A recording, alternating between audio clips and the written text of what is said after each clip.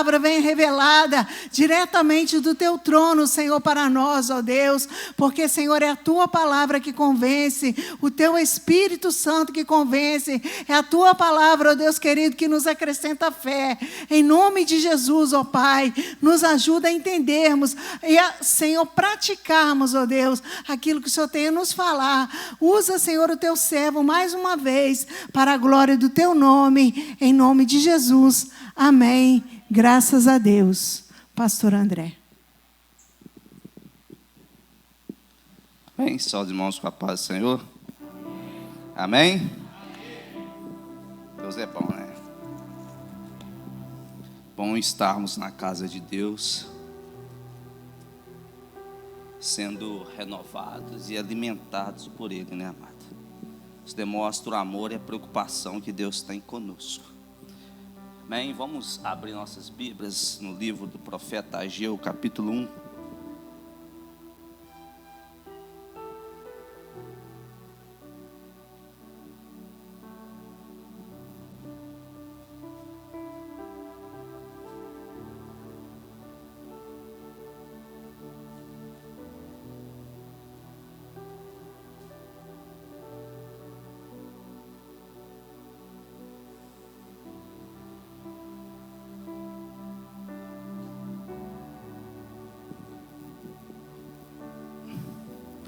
Ageu, capítulo de número 1.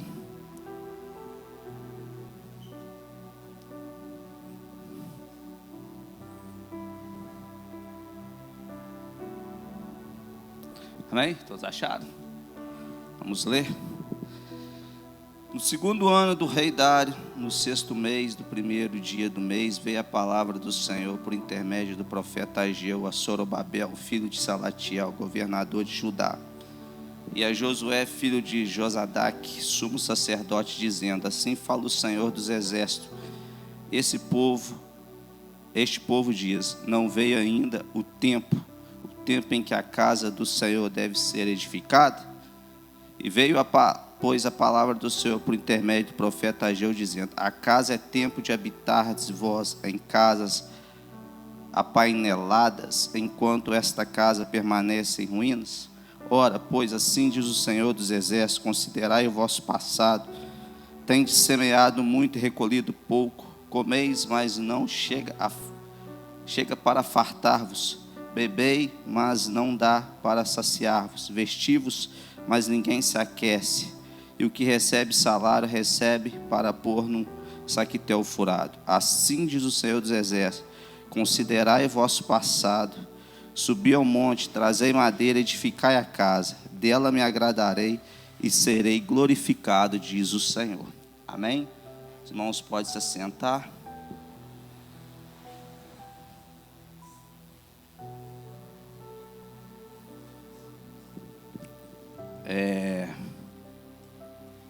Hoje eu passei um dia em meditação naquilo que Deus quer trabalhar conosco aqui nesta noite. E confesso que não era este o texto que eu iria pregar. Eu estava com outro texto na cabeça para pregar. Passei até mesmo parte do dia meditando nele. Quando foi pela tarde, o Senhor me deu este texto, que nós vamos aqui trabalhar nele nesta noite. Aqui está o momento em que Israel recebe a ordem de voltar para casa. Nós sabemos que Israel ele foi levado cativo para a Babilônia, depois que Nabucodonosor destruiu a cidade de Jerusalém, levou a nação de Israel cativo, e lá eles permaneceram por 70 anos aprisionados. Quando levanta Ciro liberta o povo. Está escrito isso em Esdras capítulo 1. Ele dá a ordem para o povo voltar para Jerusalém, porque havia uma profecia acerca dele, que ele seria o ungido de Deus, segundo o profeta Isaías, para liberar o povo para voltar de volta para casa. E assim, uma parte deste povo retorna para Jerusalém para construir as ruínas daquela cidade. E quando este povo retorna, uma parte desse povo, uma minoria, cerca de 50 mil pessoas, eles chegam lá e, mesmo levando alguns utensílios, como ouro, prata, que Ciro deu a eles, algumas pessoas deram doações para a reconstrução do templo novamente, aquele povo começa a se preocupar não em construir o templo, mas sim construir as suas próprias casas, ou se preocupar até mesmo em ter primeiramente uma estabilidade para eles, ao invés de fazer aquilo que Deus tinha ordenado para eles fazerem. Agora, para nós entendermos melhor, a gente precisa voltar um pouquinho no tempo para entender o que eu quero transmitir aqui nesta noite. Primeiramente, eu quero fazer aqui uma comparação entre dois momentos em que Israel ficou cativo. O primeiro é quando ele permaneceu durante 430 anos preso no Egito. Essa foi a primeira vez que Israel ficou cativo durante o Egito, durante esse período de 430 anos. E o segundo momento foi quando eles foram 70 anos aprisionados ali dentro da Babilônia.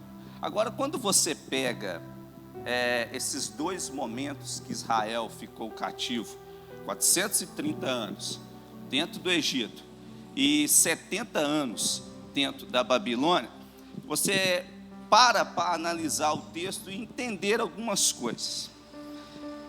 Quando Israel ficou preso no Egito durante 430 anos, Israel viveu um dos piores momentos na sua vida.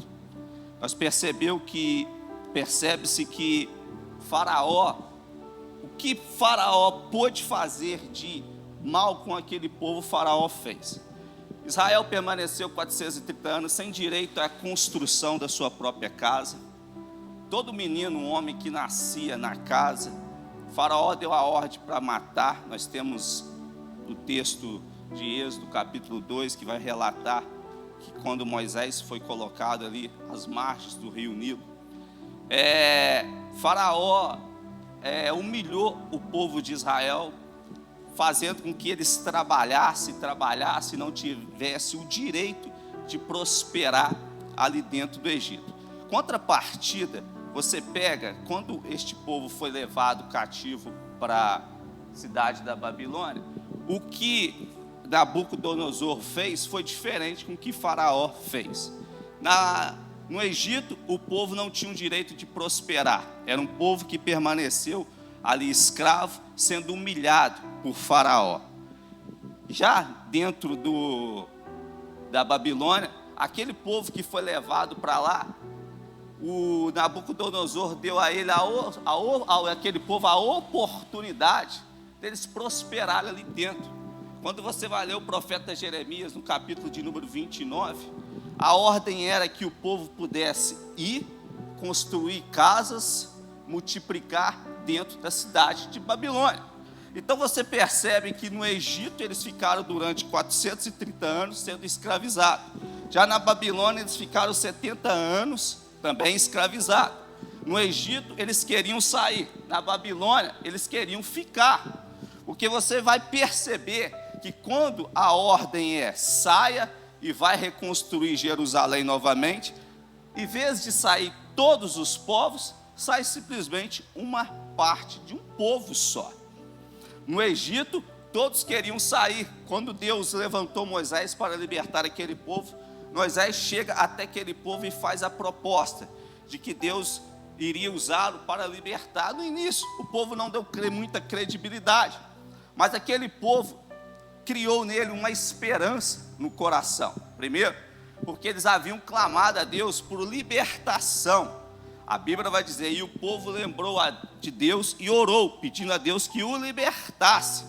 Então eles queriam de fato sair do Egito. E de fato, quando saiu Israel de dentro do Egito, saiu 70 nações junto com eles. Ou seja, o que permaneceu no Egito é somente os egípcios mesmo. Ninguém queria ficar dentro daquele lugar, até porque Deus destruiu aquela cidade. Já quando o povo é levado para Babilônia, por Nabucodonosor, o que acontece? Aquele povo prospera dentro daquela cidade, multiplica-se dentro daquela cidade, e quando Deus dá a ordem para retornar para a sua terra novamente, para a reconstrução do templo, só sai uma parte daquele povo. Aí, se nós fôssemos fazer até mesmo uma análise, por assim dizer, o que é pior, o Egito ou a Babilônia? Se eu perguntar para os irmãos vão dizer, o pior é o Egito, porque permanecer 430 anos dentro daquela cidade, embora morreu uma geração e levantou-se outra geração, mas permanecer sem um direito de prosperar dentro daquela cidade, sendo escravizado dentro daquela cidade, sendo humilhado como aqueles homens foram dentro daquela cidade, ninguém quer ficar dentro de um ambiente desse. Todos nós iríamos querer sair o mais rápido possível deste lugar. Contrapartida, quem foi para a Babilônia, chega dentro da Babilônia e vê que o negócio é diferente do Egito. Na Babilônia, você tem o direito de ali empreender. Na Babilônia, você tem o direito ali de negociar. Na Babilônia, você tem o direito ali de prosperar. Na Babilônia, você tem o direito ali de multiplicar os seus bens, a sua fazenda dentro daquele lugar. Ninguém está impedindo você de prosperar. Então, o que acontece? É lógico, é pela lógica, que se nós tivéssemos uma escolha a fazer, Egito ou Babilônia, nós iríamos escolher quem? A Babilônia. Se eu perguntar para os irmãos, o que é pior? Todos nós vamos dizer, o pior não é a Babilônia, o pior é o Egito. E se eu disser para você que o pior é a Babilônia, você acreditaria? Aí que entra um problema. O Egito é menos pior do que a Babilônia. Por quê? Porque embora o povo fosse escravizado, embora o povo tivesse trabalho esforçado, embora os recém-nascidos fossem mortos, embora o povo não tivesse dignidade, perdesse a sua identidade, a sua esperança, embora ali fosse uma opressão tão forte que aquele povo estava sentindo, física, violenta, visível e humilhante, o povo estava somente escravizado no corpo. Eles não estavam escravizados na mente, igual a Babilônia estava.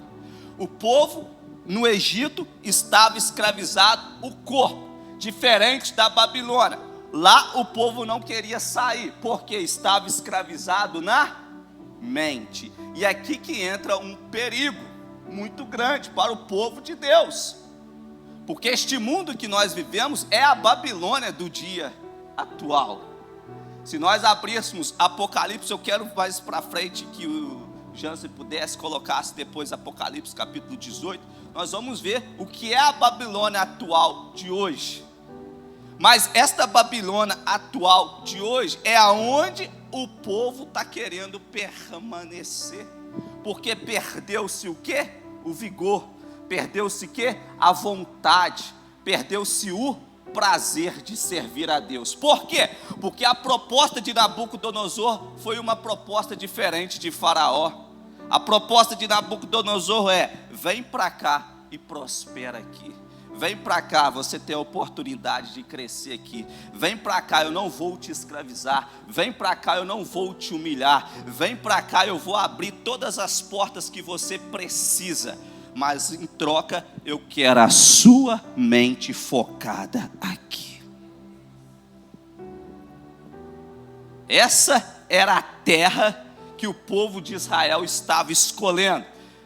O que Deus tinha para Israel era que Israel voltasse para Jerusalém, porque havia uma promessa para ele, que a glória da segunda casa seria maior do que a primeira. Embora Jerusalém estava em ruínas, Deus iria levantar o templo, Deus iria reconstruir o muro, Deus iria reconstruir a cidade, e a glória da segunda casa seria maior do que a glória da primeira casa. Sabe por quê? Porque havia uma profecia que o Messias iria entrar por dentro daquele templo.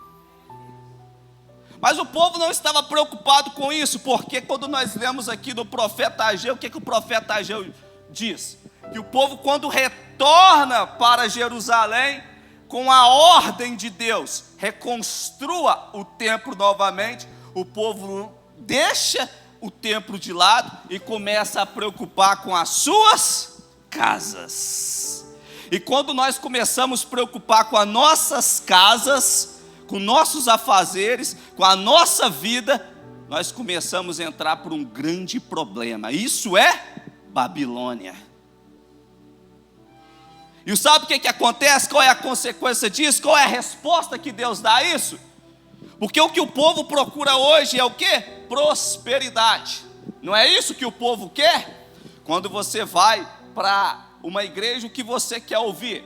Que Deus vai te dar, que Deus vai fazer, que Deus vai operar, que Deus vai multiplicar, que Deus vai ser na sua vida, que Deus vai te livrar, que Deus vai te libertar, que Deus vai te dar a casa, que Deus vai te dar a carro. Não estou dizendo que isso seja ruim. Se eu falar que isso é ruim, eu sou um mentiroso. Isso é bom demais, não é, pastor? Porém, isso é Babilônia, porque está tirando o teu foco do céu.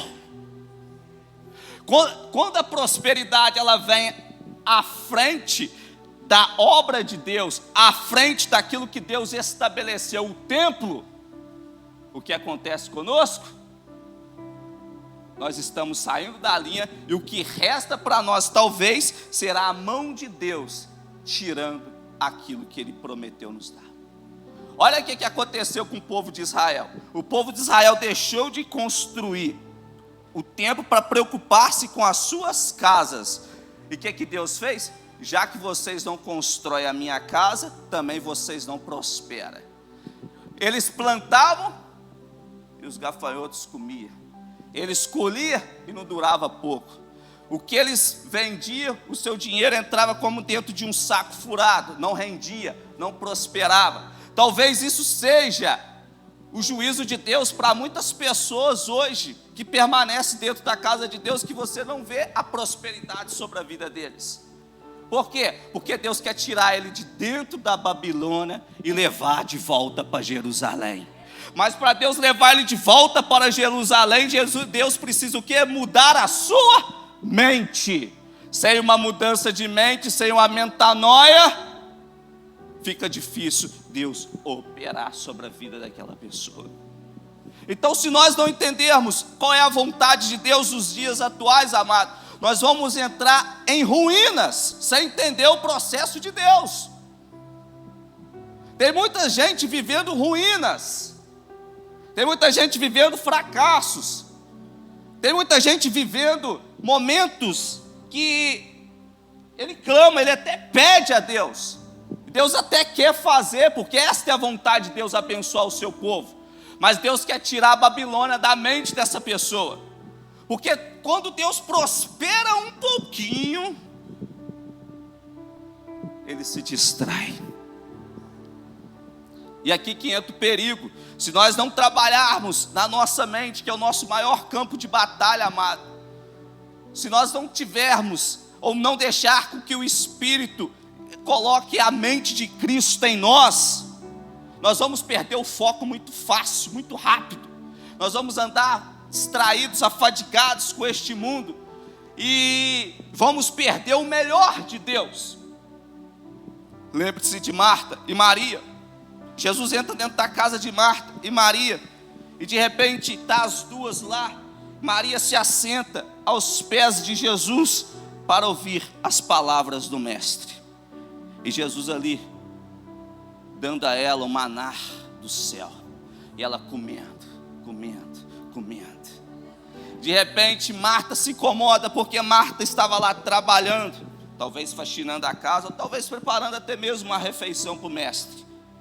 Ela vai até Jesus e fala: Jesus, tu não te importas com que Maria não me ajuda? Estou aqui, trabalhando, fazendo tudo sozinho, e ela aí parada.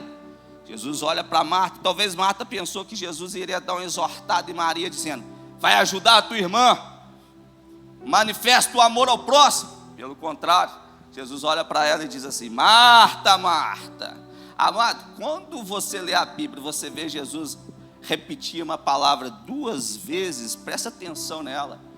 Como aqueles textos, em verdade vos digo, presta atenção nisso. Quando Jesus olha para Marta e fala: Marta, Marta, está afadigada com muitas coisas, mas uma coisa Maria escolheu, que é a melhor parte, e isso não será tirada dela. Ou seja, Jesus está dizendo assim: é ruim que eu vou mandar Maria te ajudar, e deixar de receber o pão, o maná fresco do céu. Tem hora, amado, que Jesus vai mandar nós nos parar, e se já nos estiver mandando, nós pararmos de se preocupar muito com a nossa vida. Nós temos que ter momentos de reflexões na vida. Muitas das vezes corremos para cá e para lá, preocupado com o trabalho, preocupado com a empresa, preocupado com a família, preocupado com os filhos, preocupado com a escola, preocupado com a faculdade, preocupado com as contas. E o reino de Deus a gente está deixando de lado. Eu falo e me incluo nisso também. Ou seja, deixar o reino de Deus de lado é deixar de edificar a casa de Deus. E Deus é aquele que a sua misericórdia, ela tem limite. E uma hora Deus vai ter que fazer assim: eu vou ter que esticar esta corda, porque já está indo longe demais. Se eu não parar ele vai perder a sua salvação. E tem muita gente que Deus já está parando, amado. Se você não percebeu, tem muita gente que Deus está parando, talvez colocando até mesmo num leito, para que ele possa ter um momento de conscientização. Muitas pessoas Deus já está parando, não permitindo que a sua empresa prospere mais, não permitindo que o seu dinheiro não renda mais, não permitindo com que ele troque de carro, não permitindo com que ele consiga até mesmo pagar suas contas. Porque não que Deus quer te ver na ruína, mas é um momento de reflexão, que está na hora de edificar a casa que Deus mandou você construir. Isso é uma ordem de Deus. Jesus falou sobre isso. Complemento esta palavra sobre edificar a casa sobre a rocha. Qualquer homem que queira edificar uma casa, ele tem que edificar onde? Sobre a rocha, para que quando os rios vêm, tempestade vem, não derrube aquela casa. A edificação não é de Deus, a edificação é sua. A responsabilidade não é de Deus, a responsabilidade é sua. O que é que Deus fez? Deus simplesmente só abriu o caminho. Ele levantou Ciro e disse: liberta o povo. Da mesma forma, Deus levantou Jesus e libertou eu e você das garras de Satanás. Nós já não somos mais escravos do pecado, nós já não somos escravos de Satanás, porque agora nós temos a liberdade, e liberdade em Cristo Jesus. Ou seja, se o Filho vos libertar, certamente sereis livres. Conhecereis a verdade, e a verdade vos libertará. Você já está liberto pelo sangue de Cristo. Ele disse: ide e edificai.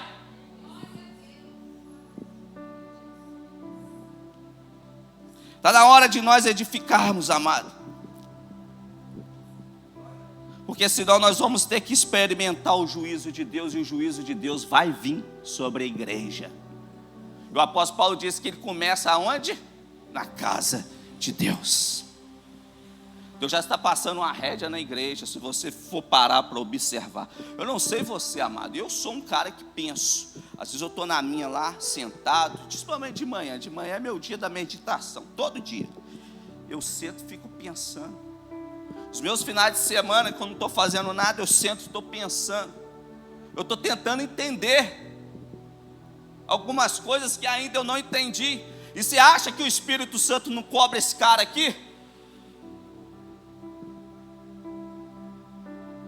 Eu não sou melhor do que ninguém, e nem quero ser. Mas eu sei que cada um aqui tem uma cobrança pessoal do Espírito Santo. Se não tiver uma cobrança do Espírito Santo, tem coisa errada com você. E eu posso dizer, não nasceu de novo ainda, porque todos que são nascidos do Espírito têm o Espírito de Deus e têm uma cobrança particular. Esse dia eu estava orando e eu falei para o Senhor, fiz uma pergunta: Senhor, o que o Senhor tem para mim? Na mesma hora, parece que o disquete da minha cabeça mudou e a pergunta voltou para mim: o que você quer de mim? Porque o tanto que você deseja de mim é o tanto que você vai ter de mim. O problema nosso é esse: qual é o tanto que nós desejamos de Deus? Qual é o tanto que você quer de Deus? Qual é o tanto que você deseja de Deus, que eu desejo de Deus? O tanto que você deseja de Deus é o que você vai ter de Deus. E Deus quer nos levar a uma dimensão mais profunda, uma dimensão espetacular, uma dimensão do Espírito. Por isso eu vou lá para o profeta Ezequiel de número 47. Aquele texto é lindo e precioso. Nós temos 37 vales de ossos secos, mas o 47 é mais profundo ainda. Porque o 47, o profeta Ezequiel vai até um templo. O templo que a visão que o profeta Ezequiel tem sobre o templo não é o templo de Moisés, tabernáculo. Não é o templo de Salomão. Não é o templo de Zorobabel. Não é o templo de Herodes. É um templo diferenciado, creio que é o próprio templo que Deus mostrou a ele, que é o templo do céu. Isso, olha o que ele fala para o profeta Ezequiel. Depois disso, o homem me fez voltar à entrada do templo, e eis que a água saía de debaixo do limiar do templo e corria na direção leste, porque a fachada do templo dava para o leste. A água vinha para debaixo do lado direito do templo, do lado sul do altar. Ou seja, havia uma porta de entrada e uma porta de saída.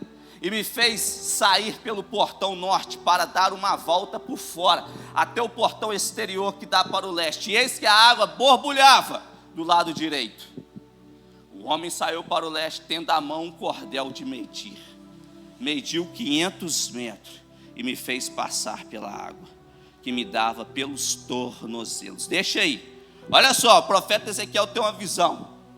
E de repente, ele vê um anjo. O anjo, ele leva ele até essas águas. Mas antes que o anjo colocasse ele nas águas, o anjo mediu 500 metros primeiro. E quando ele mediu, ele coloca Ezequiel nas águas. E o que acontece? As águas da onde? No tornozelo. Isso fala de 4 dimensões do Espírito de Deus. A primeira dimensão, o texto vai falar de 4 dimensões do Espírito de Deus. A primeira se dá no tornozelo, a segunda se dá no joelho, a terceira na cintura, e a quarta já não dava mais para Ezequiel entrar, a não ser por nada. A primeira dimensão do Espírito se dá no tornozelo, ou seja, é o começo da caminhada cristã. Para Deus te tirar a Babilônia da sua mente, Ele primeiramente precisa o quê? Transformar a sua mente, te dar uma mente de Cristo, colocando o Espírito em você. É o começo da caminhada cristã, ou seja, pés, fala o quê? De caminhada, de conversão. Mas essa pessoa ainda é rasa. Ezequiel ainda podia ver o que estava embaixo. Deus falou: não, isso é só o começo, você ainda vai para uma parte ainda maior. Todo cristão, quando entra numa dimensão do Espírito, ele nunca vai começar no profundo, ele vai começar sempre no raso primeiro. A intenção de Deus é nunca te deixar no raso. A intenção de Deus é sempre te levar para o profundo. Mas você vai ter que começar primeiro, porque essas águas, ela é o fluir do Espírito de Deus sobre a sua vida. Jesus teve um encontro com a mulher samaritana, pediu: dá-me de beber desta água. Ela falou: como sendo tu judeus, pede a mim, que sou mulher samaritana, de beber. Jesus olhou para ela e disse: qualquer que beber desta água tornará a ter sede, mas se beber da água que eu lhe der, nunca mais terá sede, mas fará dele uma fonte que jorra para a vida eterna. Todos nós que estamos começando na caminhada, ainda começamos no raso, mas Deus quer nos levar no profundo. próximo versículo. Mediu mais 500 metros e me fez passar pela água que me dava pelo joelho. Ou seja, depois que você tem um encontro com Cristo na caminhada cristã, Deus agora quer te levar para um nível mais profundo, mas não tem como Ele te levar para um nível mais profundo se Ele não te ensinar a prática da oração. Por isso a água dava aonde? No joelho. Ou seja, isso é profético demais. Não tem como, amado, você ir para um nível, uma dimensão profunda, se você não aprender a prática da oração. O pastor tem falado isso aqui muito, sobre vida de oração. A igreja precisa aprender a orar. Muitas das vezes nós acordamos preocupados com o dia de hoje. Pegamos o celular na mão, vou ver quem foi que me mandou o zap. Quero ver o que está acontecendo com fulano de tal. Quero ver a notícia de hoje. Eu quero ver qual vai ser o dia de amanhã. Ou seja, nós estamos preocupados com tantas coisas, e para chegar ao nível de profundidade com Deus, ninguém vai se não aprender a prática da oração. O crente precisa aprender a orar. Oração é um costume, é uma prática. O Espírito Santo não vai colocar em você o desejo de orar todos os dias. Tem dia que você vai ter que lutar contra você mesmo para permanecer ali 1 hora, pelo menos 1 hora, foi o mínimo que Jesus exigiu em oração. Por quê? Porque sem oração, amado, não tem vitória. Sem oração não tem portas abertas. Sem oração não tem milagre. Crente que não gosta de orar tem um problema sério com ele. Tem um problema sério com ele. Ele precisa urgentemente correr, porque é a única ligação direta que você tem com Deus é pela oração.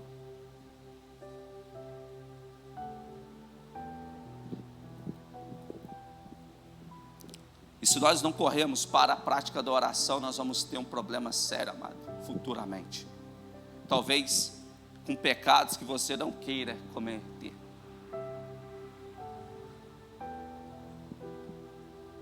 O profeta Ezequiel está lá, e a água batia no joelho. Mediu mais 500 metros e me fez passar pela água, que agora dava pela cintura. A água agora dava pela cintura, já passou pelos pés, pela cintura, pelo joelho, agora pela cintura. Quando eu olho para essa parte da cintura, eu lembro das armaduras espirituais. E o que está na cintura daquela visão que Paulo teve sobre as armaduras espirituais? O cinto da verdade. Aquilo ali era a peça que segurava toda a armadura do soldado. Aquilo que dava estabilidade para ele. Ele só pôde chegar ao nível da cintura porque ele veio do nível de oração. Ele só pôde chegar ao nível de oração porque ele veio do nível de conversão.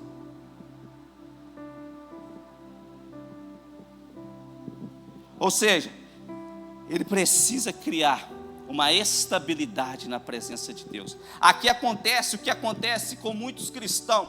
Quando ele chega a este nível, onde as águas pegam na cintura e tem uma certa estabilidade, ele já, muitas das vezes, ele acha que já pode andar por si só. Já não quer muito depender de Deus, mesmo dependendo. Ele já acha que ele é autossuficiente. Acontece, muitas das vezes, até mesmo de soberbecer.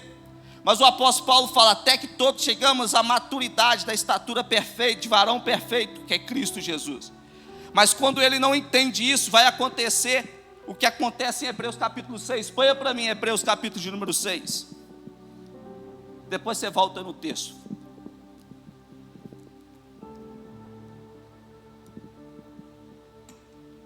Por isso, deixando os princípios elementares da doutrina de Cristo, avancemos para o que é perfeito, não lançando de novo base do arrependimento de obras mortas da fé em Deus. Ensino de batismo e de posição de mãos, porque esse processo você já passou por ele, da ressurreição dos mortos e do juízo eterno. Isso faremos, se Deus o permitir, porque isso é para novo convertido. É impossível, pois aquele que uma vez foram iluminados, provaram do dom celestial, se tornaram participantes do Espírito Santo, provaram da boa palavra de Deus e os poderes do mundo vindouro, caíram, sim, é impossível outra vez renová-lo para o arrependimento, visto que de novo estão crucificando para si mesmo o Filho de Deus, expondo a zombaria. Acontece de muitas das vezes as pessoas chegar a este nível, aonde ele acha que já tem uma estabilidade espiritual, e não vigiar e cair. Mas não significa que ele não teve o Espírito Santo, porque o texto diz que ele experimentou do Espírito Santo. E pode acontecer que ele venha cair e nunca mais voltar para a presença de Deus novamente. Por isso que quando Deus te leva ao terceiro estágio da estabilidade, da maturidade, Ele não quer que você permaneça ali. Você tem que ir em um estágio mais profundo. Volta Ezequiel, fazendo um favor.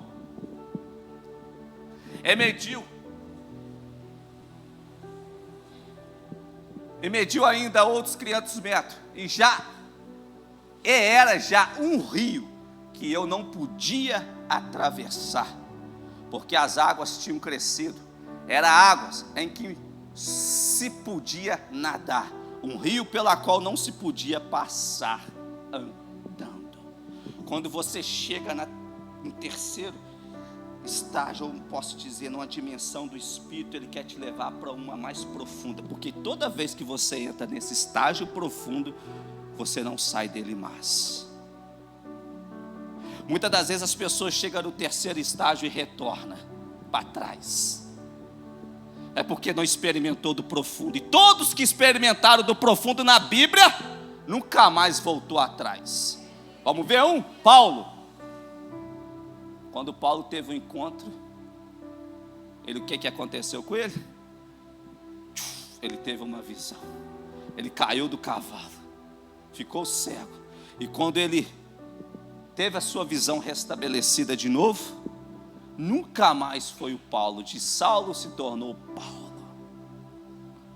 O perseguidor da igreja se tornou agora alguém que é perseguido. Nunca mais foi a mesma pessoa. Quando nós chegamos, amado, no quarto estágio, nós chegamos a um nível de contemplação.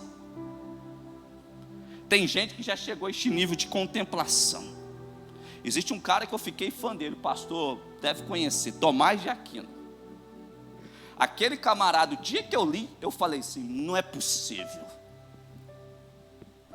Tomás de Aquino estava escrevendo sobre Deus. Estava lá escrevendo sobre Deus. E um certo dia ele teve uma contemplação do próprio Jesus, apareceu para ele. Jesus disse para Tomás, Tomás, tenho me alegrado de ti. Tudo que você escreveu de mim foi bom. Pede o que quiser como recompensa. Ele disse o seguinte, eu não quero nada além de ti. Pensa que ele acabou os escritos? Pegou os escritos e abandonou. Não terminou de escrever. Perguntaram para ele, por que você não acabou de escrever? Ele falou, porque tudo que eu escrevi sobre Jesus até agora era palha, diante da contemplação que ele teve. Olha que dimensão espiritual que o cara chegou, a ponto de ter uma contemplação. O apóstolo Paulo teve uma contemplação quando ele estava indo à estrada de Damasco, perseguindo a igreja. E mais tarde ele teve um arrebatamento. Lá em 2 Coríntios capítulo 12 ele disse, eu não sei se um homem, no corpo ou fora do corpo, foi levado até o terceiro céu e ouviu palavras inefáveis, a qual não é lícito falar. Amados, vamos lá, nós temos outro exemplo bíblico. Moisés era um homem comum até sair do Egito. Depois que ele sai do Egito, ele sobe para o Monte Sinai e permanece 40 dias e 40 noites ali isolado. Quando ele desce do monte, teve que colocar um véu sobre o rosto, porque o seu rosto brilhava. Daquele dia em diante, nunca mais Moisés foi o mesmo. Contemplação. Enoque teve uma contemplação, foi levado, estava de tanto andar com Deus, Deus resolveu tomar para si. Ele não foi visto mais pelos homens. Os homens devem estar até hoje caçando ele. Onde é que esse homem está? E esse homem está ao lado de Deus. Elias foi levado dentro da carruagem de fogo, ou seja, os próprios anjos vieram buscar ele numa carruagem. Assim, ó, olho vivo. Ou seja, homens que andaram com Deus. O autor de Hebreus vai dizer, homens a qual não eram dignos deste mundo. Acho que é isso mesmo que o texto diz, né? Ou seja, homens que andaram com Deus. Quando Deus te leva para um nível mais profundo, você chega a ter uma contemplação. E quando você tem essa contemplação, você nunca mais é a mesma pessoa. Eu acho estranho porque hoje é difícil você pregar o evangelho para os muçulmanos. Se você for lá pregar o evangelho para o muçulmano, eles te matam. Aí sabe o que está acontecendo? Os crentes estão perdendo um pouco a coragem de ir lá, entrar lá, porque é um país que mata, e Jesus está indo lá pregar pessoalmente. E os homens estão se convertendo, porque Jesus está aparecendo para eles. Esses dias eu vi um noticiário que a filha de um muçulmano, de 8 anos de idade, ou 12 anos, se eu não lembro, a idade dela, ela ia ser entregue para casar com um muçulmano lá. O pai da menina desesperado, é um noticiário recente, ele não queria que a filha dele fosse de menor casar com, porque lá tem esse negócio de casar com criança. De noite Jesus aparece para ele e diz assim para ele, vai até tal lugar assim que eu vou guardar você e sua família. Ele se converteu ali, porque ele não cria. Ele ouviu aquela voz, ele viu aquela visão de Cristo, ele seguiu. Aí sabe o que aconteceu? O lugar que Jesus mandou ele ir foi por uma comunidade de cristãos. Aí ele perguntou a Deus, e o que o Senhor vai me dar como sinal? Ele falou, lá você vai ver. Quando ele chega até aquele local, ele vê escrito, a primeira coisa que ele vê escrito, é um escrito, Jesus salva. Filtrou na comunidade e se converteu. Porque todos aqueles que Jesus estão chamando, amado, para uma obra, estão tendo experiências sobrenaturais. Está na hora de nós, como igreja, buscarmos experiências sobrenaturais. Esses dias eu estou lendo muito uns livros meio doidos. Eu às vezes fico compartilhando com a Stephanie, mas não é livro doido, é livro verdadeiro. Umas coisas celestiais, divinas. Por quê? Porque é a necessidade de elevar o espírito às coisas celestiais. Então o espírito grita dentro de nós, você precisa se achegar. Mas como que nós vamos se achegar se eu pegar para ler outras coisas que não edificam? Então para eu pelo menos para mim funciona dessa forma. Para eu estar mais perto de Deus, eu preciso ler sobre Deus. Eu preciso ler coisas sobrenaturais.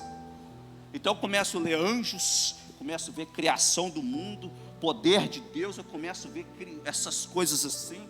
Eu começo a ficar assim, ó, com a mente meia doida, pensando, falei, meu Deus, como que pode? Porque é assim, amado, é a maneira que eu tenho para me achegar, às vezes, quando eu percebo que estou saindo fora. Porque é um conjunto de coisas, nem sempre a oração vai resolver tudo.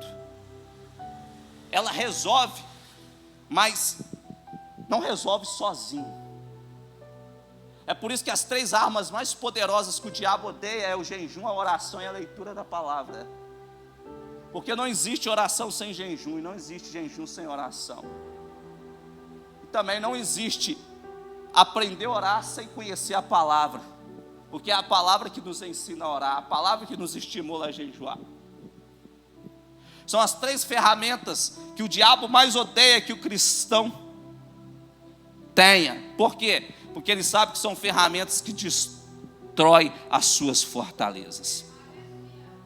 Para encerrar, vamos entrar para a etapa final. Põe lá, Apocalipse 18.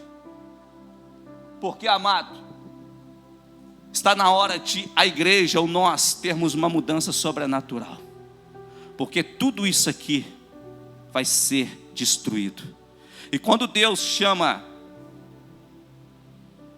ou melhor, a Bíblia, Apocalipse 18, ela é bem centrada no nosso mundo de hoje. O nosso mundo hoje, para Deus, é chamado de Babilônia. E essa Babilônia, o que Deus faz com ela? Deus destrói ela. Tem muita gente que tem a Babilônia na cabeça e precisa ser tirado. E somente com o conhecimento da verdade, que talvez vai encontrar o caminho da libertação. Olha o que Apocalipse 18 diz. Depois dessas coisas vi descer do céu outro anjo que tinha grande autoridade, e a terra iluminou com a sua glória. E ele exclamou com potente voz, dizendo: caiu a grande Babilônia. Ela se tornou morada de demônios, refúgio de toda espécie de espírito imundo, esconderijo de todo tipo de ave imunda e detestável. Pois todas as nações, ele não está dizendo alguma nação, ele diz todas as nações, beberam do vinho do furor da sua prostituição. Com ela se prostituíram os reis da terra. Não precisa nem falar muita coisa, né? Quem são os reis hoje? Também os mercadores da terra se enriqueceram à custa da sua luxúria. Ouvi outra voz do céu dizendo: olha aqui, isso aqui é a coisa mais forte do capítulo 18. Sai dela, povo meu, para que vocês não sejam cúmplices dos seus pecados, para que seus flagelos não caiam sobre vocês. Porque os pecados dela se acumularam até o céu, e Deus se lembrou das injustiças que ela praticou. Retribuíram-lhe, como também ela retribuiu. Paguem-lhe em dobro segundo as suas obras, e no cálice em que ela misturou bebida, misture dobrado para ela. E quanto a si mesmo glorificou, viveu em luxúria, dei a ela em igual medida tormento e pranto, porque ela pensa assim: estou sentada como rainha, não sou viúva, nunca saberei o que é pranto. É o que o mundo pensa, pois isso em um só dia sobrevirão seus flagelos: morte, pranto, fome, e será queimada no fogo, porque o poderoso é o Senhor Deus que a julga. Os reis da terra que com ela se prostituíram e viveram em luxúria vão chorar, lamentar por causa dela, quando vir a fumaça do seu incêndio. E conservando-se de longe com medo do seu tormento, dizem: ai, ai de você, grande cidade Babilônia, cidade poderosa, em uma só hora chegou o seu juízo. E por causa dela choram, planteiam os mercadores da terra, porque ninguém mais compra da sua mercadoria. Mercadoria de ouro, de prata, pedras preciosas, de pérolas, de linho finíssimo, de purpura, de seda, de escarlate, toda espécie de madeira odorífera, todo gênero de objeto, marfim, toda qualidade de móvel, madeira cara, de bronze, ferro e de mármore, canela de cheiro, especiares, incenso, perfume, mirra, vinho, azeite, boa farinha, trigo, gado, ovelha, e de cavalos e de carruagem, de escravos, até almas humanas. Eles dizem: o fruto que tanto lhe apeteceu se afastou de você, para você extinguiu tudo o que é delicado e esplêndido, nunca mais serão achados. Vai para o versículo 21. Então o anjo forte se levantou, uma pedra do tamanho de uma grande pedra de moinho, lançou no mar, dizendo: assim com empenho será lançado a Babilônia, a grande cidade, e nunca mais será achada. Em você nunca mais será ouvido. Olha só, isso aqui é interessante, né? O som arpista, de músico, tocadores de flauta, de trombeta, em você nunca mais se achará artifício nenhum de qualquer arte que seja, e nunca jamais se ouvirá você o ruído da pedra de moinho. Também nunca mais brilhará em você luz ou lamparina, nunca mais se ouvirá em você uma voz de noivo e de noiva, pois seus mercadores foram grandes da terra, porque a sua feitiçaria você seduziu todas as nações. Amados, para encerrar, o que mais seduz as nações hoje? A cultura. Olha o que Deus vai fazer com a cultura, vai enterrar tudo.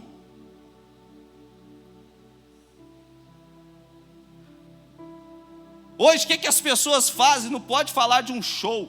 Estou lá. E lota. Praias lotadas.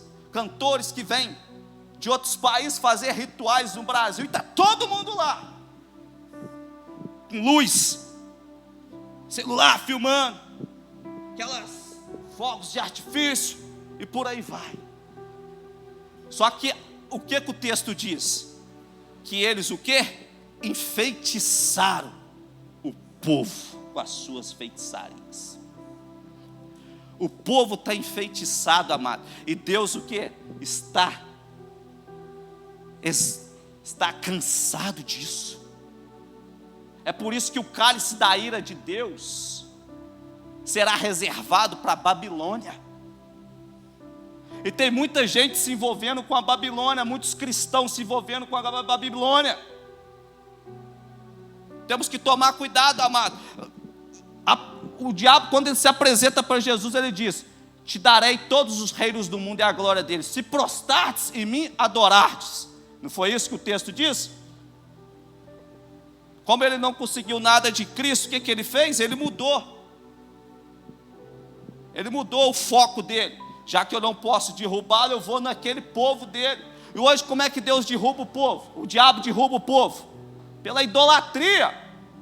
Idolatria do seu próprio ventre. Crentes que idolatram artistas, cantores, que muitas das vezes o talento é do céu, o dom é do céu, mas eles fazem dele os seus ídolos. Nossa, eu amo ele. Tem que amar Jesus, amado. Nossa, até choro, meu Deus do céu. Eu abracei ele, eu tirei uma foto com ele. É desse jeito, é a pura realidade. Fica doido para bater uma foto, vai lá, bate uma foto, vai lá, posta no Instagram. Conheci meu ídolo. Deus está vendo isso, amado. Deus tem nojo dessas coisas. O único que deve ser adorado é somente a Deus. Deus vai derrubar essa cultura brasileira. Eu profetizo que essa cultura brasileira, Deus vai derrubar ela. Porque é ela que está corrompendo o povo de Deus. É ela que está tirando o povo de Deus o foco. Ela que está tirando o povo de Deus olhar para Jesus. Quantas pessoas caem quando o homem cai? Nós temos que tomar muito cuidado, amado. Não estou dizendo que você não deva ouvir, você tem que ouvir. Você é homem de Deus, ungido por Deus, por que você não vai ouvir? Mas idolatrar é um problema muito sério. E hoje a igreja está assim. A igreja idolatra político. A idolatria a político, olha o que gerou o Brasil hoje. O pastor falou um negócio aqui sexta-feira, é a pura realidade. Político não deve subir altar.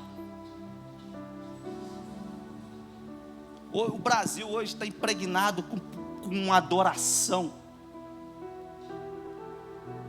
O Deus que precisa ser adorado não é adorado da forma que precisa ser adorado. Então nós não temos que preocupar com isso, amado. É focar somente no céu. Você não é reconhecido na terra, mas é reconhecido no céu. Você não é reconhecido na terra, mas é reconhecido no inferno. Pode ter certeza. O diabo olha para você e fala: opa, mexe com esse bichinho não, isso aí é meio esquisito.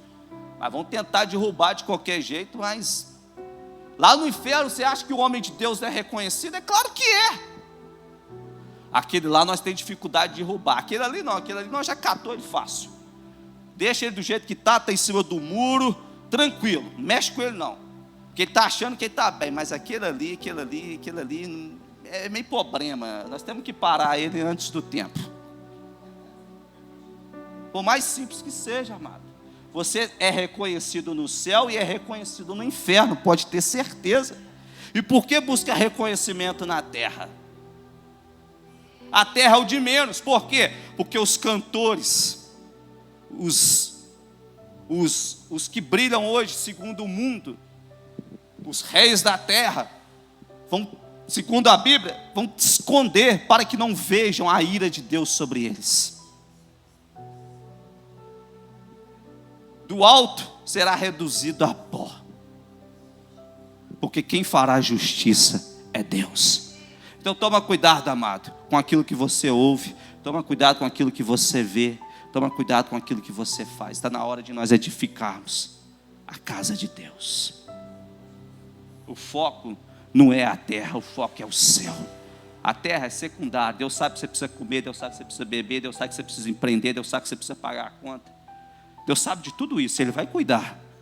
Mas Ele quer foco, reino, justiça em primeiro lugar. Amém? Deus abençoe. Vamos colocar de pé.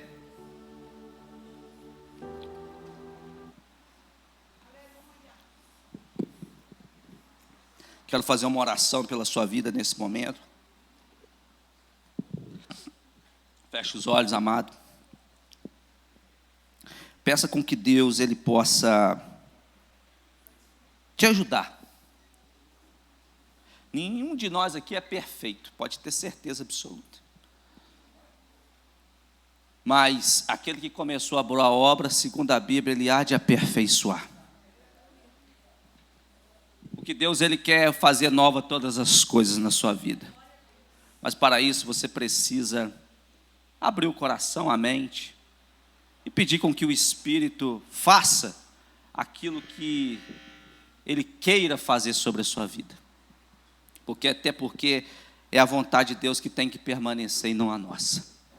Então vamos orar a Deus, vamos apresentar a Deus as nossas vidas e pedir com que Deus Ele possa trabalhar poderosamente, que a palavra de hoje ela não possa ficar somente aqui dentro, mas que você saia com ela na mente, no coração, e que você reflita. Eu peço com que Deus Ele possa te mostrar o que precisa ser feito para que o nome dEle seja glorificado. Amém? Feche os olhos. Senhor Deus e Pai, toma a tua amada igreja nas tuas mãos, ó Deus. Perfeito, meu Deus, nós não somos, ó Pai, mas nós sabemos que o Senhor quer o melhor para o teu povo, para a tua igreja, para os teus filhos.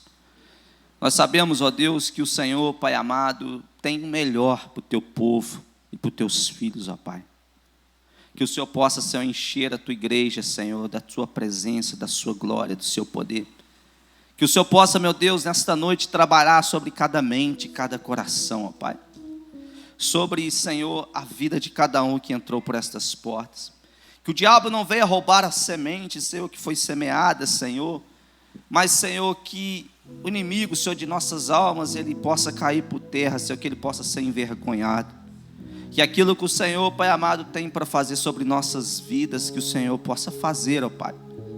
Estamos vivendo, Pai Santo, momentos tensos, ruins nesta terra, Pai. Momentos, Pai Santo, de muita dificuldade, de muitas lutas, ó Deus. O circo está se fechando para a igreja do Senhor na terra. Mas é o Senhor quem dá escape para ela, Pai. É o Senhor quem abre as portas, é o Senhor quem liberta, é o Senhor quem purifica, é o Senhor quem salva o teu povo, é o Senhor quem salva a tua igreja. Que o Senhor possa, meu Deus, em nome do Senhor Jesus Cristo, abençoar a vida de cada um aqui nesta noite. E que o nome de Jesus seja glorificado. Amém. E graças a Deus. Amém. Agradeço a oportunidade.